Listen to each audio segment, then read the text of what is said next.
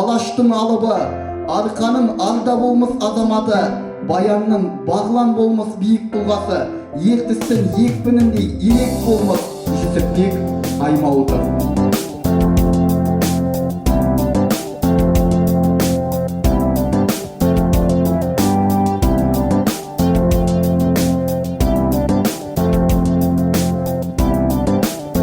Егемен еліміздің мол шуақты, шаттығы теңіз болып толқын атты, төріне Қазақстан байтағының Жүсіпбек қайта жақты сол шырақты. Шыға алмайсың алайда туың дәлі, ұлтымның ертенішім бұның бәрі, жұртымның ертенішім мұның бәрі. Мен өзім таңдағанмын жолдымына, заманның заң жүрмейтін заңлығына. Құлым сені одан менің тағдырым жалғыз қазақ қызының тағдыры емес еді-ау. Сендер мен жазған кейіпкерсіңдер, мен тарих жазған кейіпкермін.